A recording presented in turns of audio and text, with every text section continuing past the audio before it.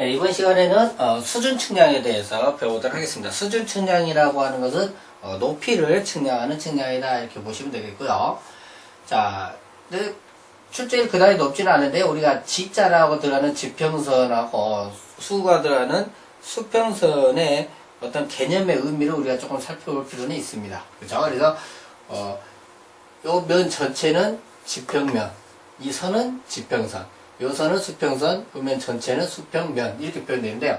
수평선, 숫자가 들어가면 곡선이죠. 곡선. 근데 G자가 들어가면 직선을 할 수 있잖아요. 그러면 직선 보세요. 이 직선에 지읒이 있고 지평에 지읒이 있죠. 이렇게 묶어놓으면 되겠죠. 그렇죠? 그래서 곡면, 곡선, 접하는 평면, 직선이라 그 말이죠. 직선. 네, 이렇게 되겠습니다. 이것만 좀 차이를 우리가 이해를 하시면 될 것 같고요. 자, 그 다음에 우리가 좀 다른 용어들을 좀 살펴볼 필요가 있는데요. 앞서 말씀드린 단원에서 말씀드린 것 같이 후자는 알고 있는 점을 바라볼 때 우리가 붙이고요. 전자는 모르는 점을 바라볼 때 우리가 붙인다라고 했습니다. 자, 그러면 여기서부터 여기까지 측량을 해오는데 여기 수직을 세우는 함책이라는 자가 있어요. 자, 눈금은 밑에서부터 0이 시작해갖고 위로 올라갑니다. 그래서 이제 레벨 길이 수평으로 딱 맞춰서 기기를 세워요. 그래갖고 여기까지 이렇게 쭉 보고요. 그 다음 기기를 한 번 더 옮겨서 이렇게 쭉 봤습니다. 그러면 처음 시작하는 점은 우리가 이 평균 해수면, 여기 있네요. 평균 해수는 또 높이가 얼마인지 이 값을 알고 있어야 돼요. 만약에 모르면 저걸 얼마라고 가정을 해놓고 시작해야 됩니다. 그럼 알고 있는 점이기 때문에 이렇게 쳐다보면 알고 있는 점을 봤잖아요. 그러니까 뭐가 돼요? 후시죠. 근데 이 점, 이렇게 다시 요 점 보고 요 점 본 것은 모르는 점이잖아. 아직 측량해 본 적이 없기 때문에. 그래서 이거를 전시라고 합니다. 전시. 그 다음 기계를 다시 옮겼어요. 그러면 이제 다시 요 놈을 보고 와야 되는데 이미 요 놈을 한번 읽었기 때문에 아직 계산을 안 했을 뿐이지 이미 값을 아는 값이죠. 그러니까 아는 점을 봤기 때문에 뭐가 돼요? 후시. 이건 다시 모르는 점이 전시가 됩니다. 자, 그러면 이렇게 전시와 후시가 읽어지는 요거를 이기점이라고 하고 굉장히 중요한 점입니다. 굉장히 중요한 점이고요. 중간점, 요거는 중간점이라줘요. 전시만 있잖아. 이건 중간점이란데 얘는 만약에 잘못 읽으면 얘만 틀리죠. 근데 여기 같은 거 잘못 읽어버리면 이 이후에 모든 측량이 다 이만큼 다 틀려버리니까 굉장히 중요하다. 벌써 했겠죠. 그러니까 맨 끝에 있는 전시 요것도 이기점이죠. 왜요? 만약에 다음에 측량을 할 때 읽고 가려면 요놈부터 읽고 이어갈 거 아니에요. 그래서 여기도 이기점에 해당이 된다. 거 참고하시고요. 자, 그 다음에 레벨의 구조입니다. 기포간의 감도인데요. 감도는 민감하다는 얘기죠. 그죠? 그래서 기포 한 눈금이 2mm 정도 되는데요. 움직일 때 그 중심각을 뭐라 한다? 기포간의 감도라 하는데, 만약에 한 눈금의 간격을 S라 했을 때, N눈금만큼, NS만큼 이동을 했다라고 하면, 예를 들면, 감도를 세타를 할 때 N세타만큼 이동했겠죠. 일단 이 곡률의 반경은 R이고요. 그죠? 그럼 여기도 N세타만큼 이동을 한 거겠죠. 이때, D일 때 L이라는 값을 읽어줘요. 그럼 이때 비례식에 의해서, R일 때 NS는 D일 때 L이다. 그 다음 요거 N세타로 대응하려면 항상 대응하는 게 로라겠죠. 그래서 2021에서 로일 때 N세타다. 이렇게 대응을 하시면 되겠죠. 그래서 여기도 시험 문제가 간혹 나오니까 꼭 기억을 좀 해주시기 바라겠고요. 그 다음에 전후시 거리를 같게 하면 엄청나게 많은 오차들이 소거가 됩니다. 그래서 굉장히 중요한데요. 전시후시를 같게 하면 먼저 첫 번째로 소거되는 오차가 시준축 오차입니다. 시준축 오차 뭐예요? 내가 시준하겠다는 얘기잖아요. 근데 시준축이 잘못되어 있으면 이게 시준이 돼요, 안 돼요? 아, 시준이 안 되네. 그쵸? 그러면 잘못 보기 때문에 굉장히 측량에 엄청난 영향을 주죠. 그래서 시준축 오차는 가장 중요한 이유라는 얘기죠. 그죠? 가장 중요한 이유다. 그죠?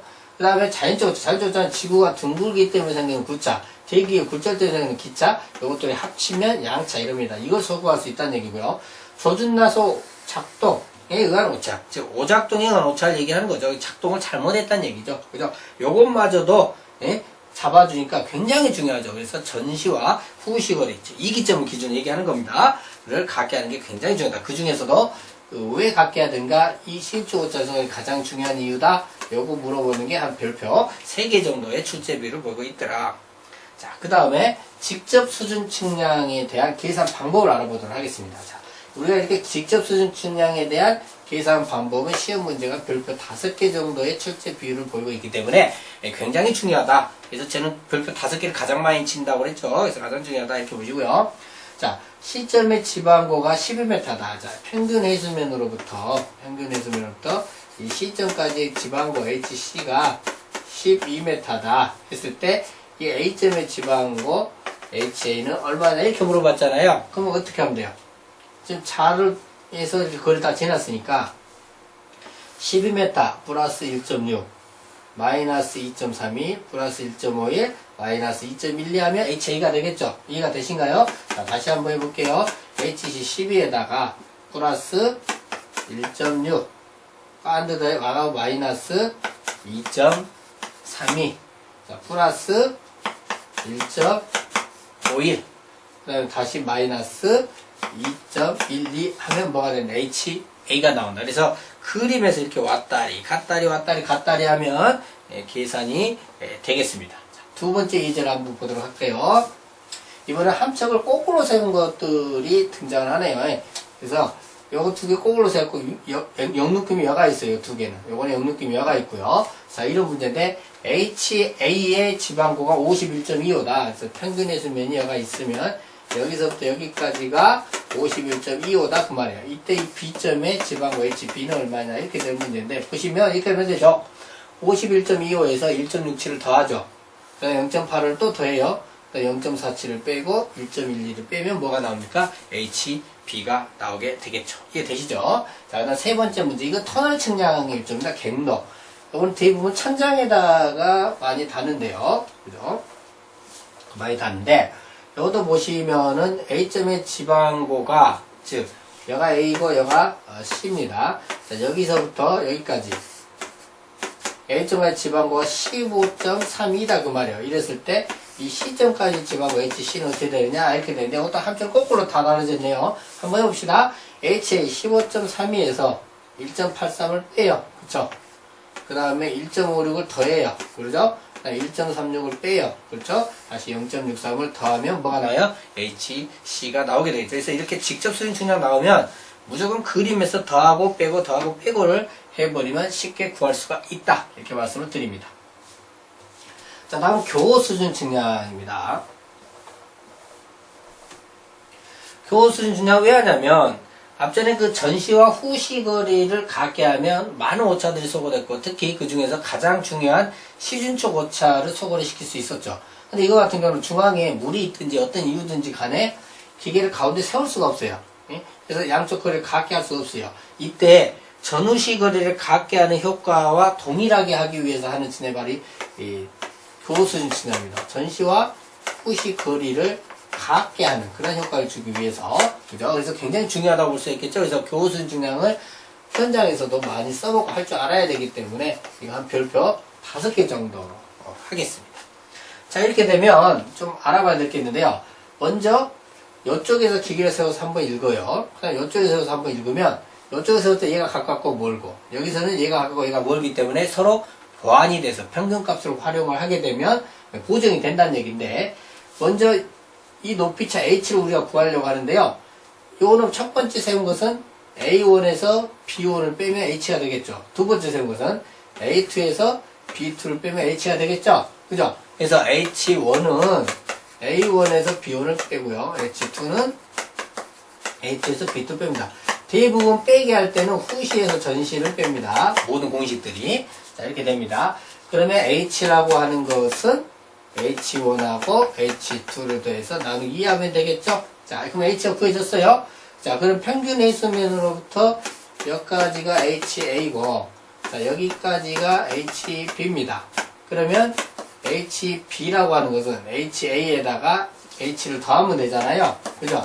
이 그림상에서는 더하는데, 어쩔 때 빼고, 어쩔 때 더하는지를 우리가 알아야 되겠죠? 자, 그러면 쉽게 생각을 해서, 지금 그림상에서는 B점이 높죠? A가 낮죠? 그럼 어느 게 더 많이 읽어져요? 함축 이름값은. A가 더 많이 읽어지고 B가 더 조금 읽어지죠? 아, 그러면 A가 B보다 클 때는, A가 B보다 클 때는 뭐가 높다는 얘기요? HA보다 HB가 높다는 얘기죠. 자, 이런 경우에는 HB는 HA에다가 더하기 H를 해줘야 되죠. HB가 높으니까. 이런 얘기죠. 그죠? 그럼 반대로 B가 더 커요. 그럼 뭐야? HA가 HB보다 높다는 얘기 아닙니까? 그러면 HB는 HA에서 빼기 H를 해야 되겠죠. 이해가 되시죠? 자, 여기까지 꼭 할 줄 아셔야 된다. 별표 몇 개짜리? 5개짜리입니다.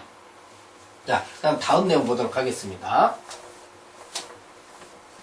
오차와 노선 거리와의 어떤 관계입니다. 오차 노선과의 관계인데, 자, 아까 말씀드렸듯이 그 경중률 할 때 말씀드렸어요. 직접수 측량 오차와 거리의 제곱근에 비례하고, 간접수 측량은 오차와 거리에 비례한다. 이거죠. 이거 출제율이 한 3개 정도로 보이고 있으니까 잘 중요하셔야 되겠고요.